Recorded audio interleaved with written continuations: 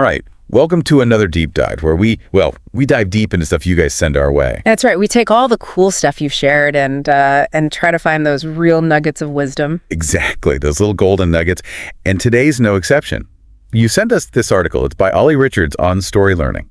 Oh, yeah, I've seen that one. Yeah, and it's packed. It's absolutely packed with advanced English vocabulary. A lot of really good stuff in there. Yeah. But here's the thing. We don't want to just throw a dictionary at you. Yeah, no word vomit here. Right. We want to actually give you the tools and the understanding to actually use these words. Yeah, make them your own. Use them with confidence. Yeah, really level up your communication. Yeah. Right? Understand those really dense, complicated English texts that you might come across. Unlock a whole new level of understanding. And then be able to express yourself with so much more detail and depth. More nuance, more precision. And Ollie Richards, he actually nails it in the article. He talks about the benefits of doing this. What are some of those? Well, he talks about the confidence boost you get. When you feel like you've got the right words just there at your fingertips. Ready to go. Ready to go. And then being able to navigate complex texts and ideas. It's like you're unlocking a whole world of information. Like you've got the key to a secret door. Exactly. And then your writing, it just becomes so much more nuanced and detailed. So it's not just about sounding fancy, it's about clarity and depth of expression. Absolutely. And you know what? If you're thinking about taking English language exams, this kind of vocabulary, it's like a secret weapon. Oh yeah, it'll definitely give you an edge. Definitely gives you an edge. So let's dive right in. Let's start with words all about communication. Makes sense. Communication is how we connect, how we share ideas. Right. It's the foundation. Okay, first word, snap. The definition is to suddenly become unable to control a strong feeling, especially anger. Okay, like a sudden outburst. Exactly. Yeah. And the example they give is, when she asked me to cancel my trip, I just snapped, parentheses, got angry. Yeah. What's interesting to me about snap is it's like this immediate involuntary reaction. It's like a reflex. You don't even think about it. Right. It's not like you're slowly getting angry. It's like, boom, you just lose it. You just snap. Have you ever been there? Felt that sudden surge of, frustration, anger? Oh, absolutely. I think everyone has at some point. And snap really captures that breaking point. It's much more visceral than just saying, I became angry. That's like something snaps inside you. Right, like a rubber band stretched too far. You could say lose it or erupt. Yeah, those work too. But snap just has this quickness to it, this sharpness. Okay, next word we have is articulate, which means to express thoughts, feelings, ideas clearly and effectively. To be able to put your thoughts into words. Yes, and they give the example.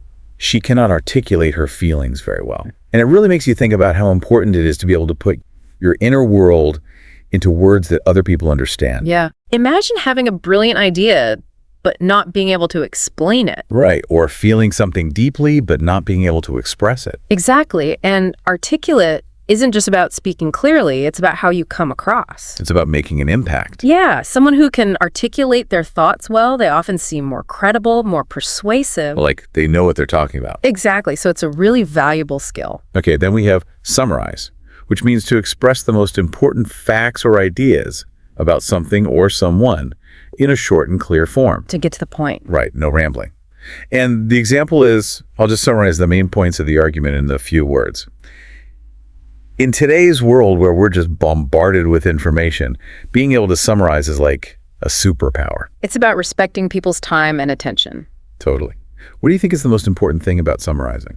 I think it's about distilling the essence of something. Yeah. Taking something complex and boiling it down to its core. Like extracting the gold from the rock. Exactly, and it shows that you really understand the material. Makes sense. Okay, up next, exclaim, which means to say something suddenly and loudly, especially because of a strong emotion or pain. So it's not just talking, it's more like shouting. Yeah, it's like this burst of sound that comes out, when you're really feeling something strongly. The example is, "It is not fair," he exclaimed angrily. You can almost hear him yelling it. Exactly. It's like this vocal explosion. Exclaim really paints this vivid picture in your mind. Yeah, you can really feel the emotion behind it. All right, next communication word we have is instruct, which means to order or tell someone to do something, especially in a formal way. So it's not a suggestion, it's an order. Right. And the example they give is, he instructed me to leave the meeting. When you hear that word instructed, there's a sense of authority there. Like someone in charge giving directions. Exactly. It's not a casual, hey, could you maybe... More like, do this now. Okay. Now we've got jargon, which refers to words or expressions that are used by a particular profession or group of people and are difficult for others to understand. Oh, like the technical terms you might hear in a specific field. Exactly. And the example they give is, he always speaks in legal jargon. And this is interesting because jargon, it can be both useful and a barrier to communication. How so? Well, within a specific group, jargon can be like a shorthand. It helps people communicate complex ideas quickly. Like a code. Right. But if you're outside that group, it can be really confusing and even intimidating. Like you're not in the know. Exactly. And it raises questions about who's included and who's excluded from the conversation. So it's important to be mindful of your audience when using jargon. Absolutely. Okay, next up is plead, which means to ask for something in a strong and emotional way. To really beg for something. Yeah, there's a sense of desperation almost. Yeah. And the example is, he was on his knees pleading for forgiveness. You can just feel the intensity of the emotion. It's like you're putting your whole heart into their request. Right. It's not a casual, can I have this? It's more like, I need this, please. I'm begging you. Yeah. Okay, next communication word is condemn, which means to say very strongly that you think something is bad, usually for moral reasons. To completely disapprove of something. Yeah, and the example they give is, she publicly condemned the deal. When you condemn something, you're not just saying you dislike it. It's more like you're saying it's wrong, it's unethical. Right, there's a strong moral judgment involved. It's a powerful statement. Okay, last word in our communication set is inquiry, which is defined as an official process to discover the facts about something bad that has happened. Like an investigation. Exactly. And the example is, the police are conducting a murder inquiry. It's not just asking questions, it's this formal, systematic process. To get to the truth. Right, and it usually involves some kind of official body. Okay, that was a really interesting look at communication vocabulary. Right, and now let's shift gears a bit and talk about relationships. Ooh, this is where it gets juicy. Yeah, relationships, they're complex, they're messy, and they're full of all sorts of interesting vocabulary. Let's dive in. Okay, first up, a broken home. It's defined as a family in which the parents do not now live together. So a family where the parents are separated or divorced. Exactly, and the example they give is pretty heavy. After years of living in a broken home filled with conflict and emotional turmoil, she finally decided to leave and start a new life. Wow. Yeah, that really highlights the potential difficulties. Yeah, and the term broken home itself, it can be a bit controversial. In what way? Well, some people feel like it's a negative label, like it implies that something is wrong with the family. But it does accurately describe a family unit that's been disrupted. Right, it's about the structure of the family. Yeah. Not necessarily a judgment on the people involved. That's an important distinction. Okay, next up, to click. This is a more informal phrase, but it's really common. It means to like and understand someone, especially the first time you meet. To hit it off with someone right away. Exactly. The example is, I didn't really click with my new boss. Have you ever met someone and just instantly felt like you clicked with them? Oh, absolutely. It's like you're on the same wavelength. It's amazing, isn't it? It is. And it can be at the start of a great friendship or even a romantic relationship. Okay, then we have rocky, which means difficult and not certain to continue or be successful. Like something's unstable, shaky. Exactly. The example is, their marriage was starting to get a bit rocky. So there are challenges, there are uncertainties. Right, and it could apply to all sorts of relationships, not just romantic ones. Friendships, business partnerships, anything really. Next up, to part. If two people part, or if one person parts from another, they leave each other. To separate. Yeah, but it's a bit more formal than just separate. And sometimes it can even have a sense of finality. Like a permanent goodbye. The example they give is, he has recently parted from his wife. So it can be used in a variety of situations. Right, it's not just limited to romantic relationships. Okay, then there's to cut ties with someone, which means to abruptly and permanently end a relationship. To completely sever the connection. That's pretty drastic. It is, and it usually means that the relationship has become really unhealthy or damaging. Like there's no going back. Right. The example is, he has cut ties with most of his friends. I wonder what happened there. Yeah, it makes you curious. Okay, moving on to a spouse, which is a formal way to refer to a husband or wife. A gender-neutral term for a marriage partner. Exactly, and the example is, a widow is a woman whose spouse has died. You'll often see spouse used in legal documents or official contexts. Where you need to be very specific and inclusive. Right. Okay, next up, to bond.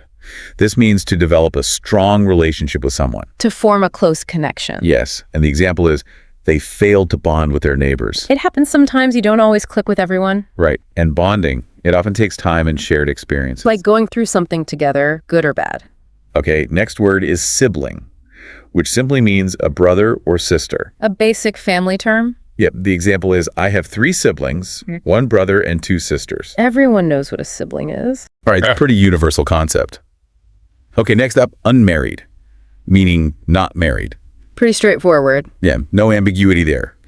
The example is, my daughter remained unmarried.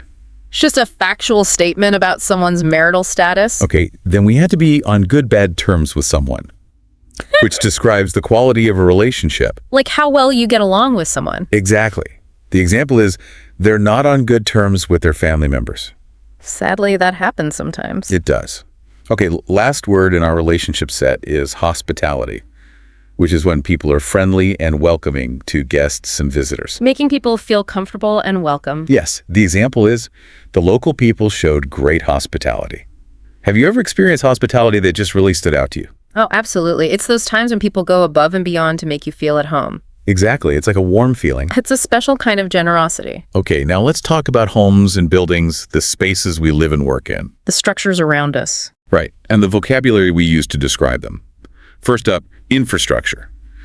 This refers to the basic systems and services, like transport and power supplies, that a country or organization uses to function effectively. The backbone of society. Exactly, and the example they give is, the war has badly damaged the country's infrastructure. Makes you realize how important these things are. Yeah, when infrastructure breaks down, everything is affected. Absolutely, it's like the foundation crumbling. Okay, next up, a mansion. This is a very large, expensive house. Like a palace. Yeah, it's the kind of house you see in movies. With huge gardens and swimming pools. Exactly. The example is the street is lined with enormous mansions where the rich and famous live. It definitely implies a certain level of wealth and luxury. Okay, now for something a bit more down to earth. A semi-detached house. This is a house that shares one wall with another house. Like a duplex. Yeah, it's a common type of housing in many places. The example is we live in a semi-detached house. I guess it offers a balance between privacy and affordability. Right, you get some of the benefits of a detached house, but it's usually less expensive. Makes sense. Okay, next word is warehouse. A large building used for storing goods that are going to be sold. I always picture those massive buildings with rows and rows of shelves. Yeah, like a giant storage facility. The example is we have several thousand of the books in our warehouse. It's an essential part of the supply chain. Right, it's where things are kept before they're distributed to stores. Okay, what's next? Okay, next up, a staircase. This is a set of stairs and the structure around them. So it's not just the steps themselves, it's the whole thing. Exactly. The example is I have a spiral staircase in my house. You know, staircases, they could be really beautiful architectural features. Yeah, like those grand staircases you see in old houses. Right, or the ones in modern buildings that look like they're floating in midair. Really adds to the design of a building. Okay, next word is landmark, which is a building that you can easily recognize, especially one that helps you know where you are. Like a famous building that everyone knows. Exactly. Yeah. The example is the Colosseum is a historic landmark. Landmarks, they help us orient ourselves in a city or a place. And they often have historical or cultural significance. Right, they tell a story about the place. Makes them even more interesting. Okay, next building term is a complex, which is a group of buildings or rooms that are used for a particular purpose. Like a campus or a business park. Exactly. The example is a complex of buildings collapsed during the earthquake. That's a sad image. It is, but it illustrates how complex can refer to a whole group of structures that are connected in some way. Okay, makes sense. All right, next up, a loft. This is the space under the roof of a house or other building. Oh, like an attic. Yeah, it's often used for storage. Lots of potential in a loft. Right, you can convert it into living space or use it as a studio. Lots of possibilities. Cool. Okay, next word is reconstruction, which means to build something again after it's been damaged or destroyed. Like rebuilding after a disaster. Exactly. The example is the classrooms are in need of immediate reconstruction. I hope they get the help they need. Me too. Okay, last word in our homes and buildings category is premises, which refers to the land and buildings owned by someone, especially by a company or organization. So it's the whole property. Right, the land and the buildings. The example is the company's moving to new premises. You'll often see this word used in a business or legal context. Where they need to be very specific about what's included. Exactly. Okay. Okay, now let's move on to personality, the words we use to describe the unique qualities of individuals. One of my favorite categories. Mine too, it's so fascinating. Okay, first up, eccentric. This describes someone who behaves in a strange and unusual way. Someone who's a bit quirky, a bit different. Exactly. The example is, he's an eccentric professor. I bet he's a popular teacher. Probably. Eccentricity is often seen as charming, like it's a harmless kind of oddness.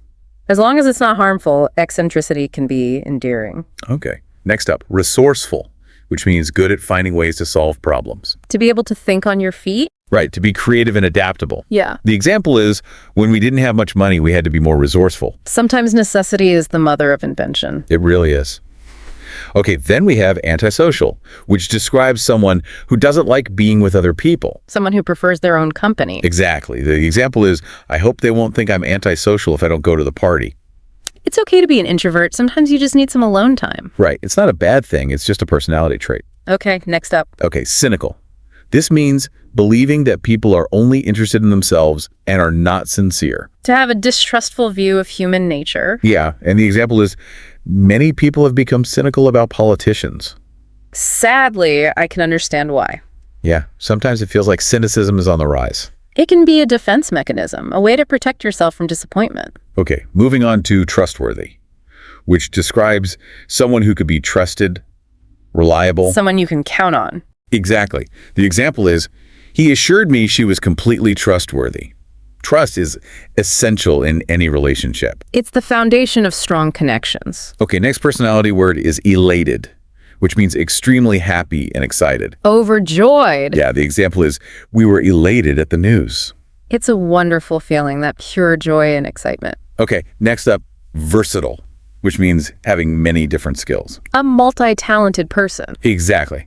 The example is, she's a versatile player. That's a valuable asset in today's world. Right, it means you can adapt to different situations. You're not limited to just one thing. It opens up more opportunities. Okay, next word, to irritate, which means to annoy someone. To get on someone's nerves. The example is, his comments really irritated me. We've all experienced that, right? Oh, for sure. Everyone has their pet peeves. Okay, now for a darker personality trait, ruthless, which means not caring if you hurt or upset other people when you try to get what you want. To be willing to do whatever it takes. Yeah, even if it means stepping on others.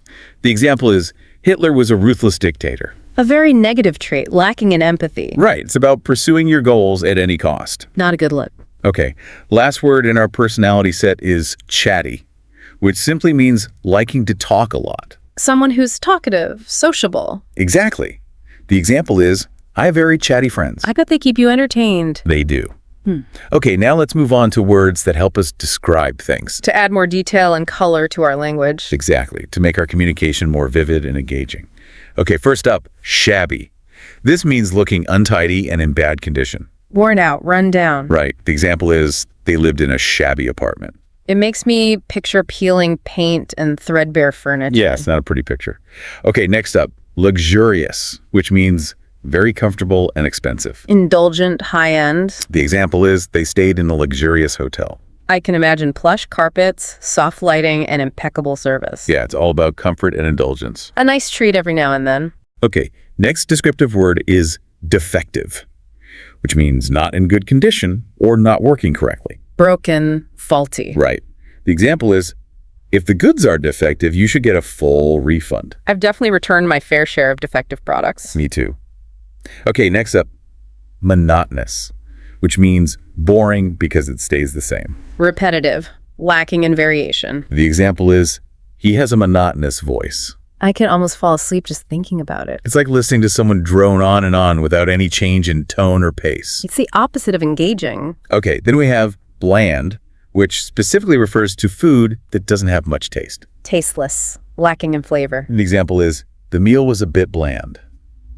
It's so disappointing when you're expecting something delicious and it just falls flat. Right, you want your taste buds to be tantalized. Absolutely. Okay, next descriptive word is noticeable, which means easy to see or be aware of. Obvious, apparent. The example is, There was a noticeable difference in his behavior after the injury. Something that stands out that you can't miss. Okay, next up, staggering, which means very shocking and surprising. Astonishing, unbelievable. The example is, he earns a staggering amount of money. Like a number so big it makes your jaw drop. Exactly. It's something that really takes you aback. Okay, I'm intrigued. What's next? Okay, next word is fragrant, which means having a pleasant smell. Aromatic, sweet smelling. The example is, a garden full of wonderfully fragrant flowers. I love the smell of fresh flowers. It's so uplifting. Me too.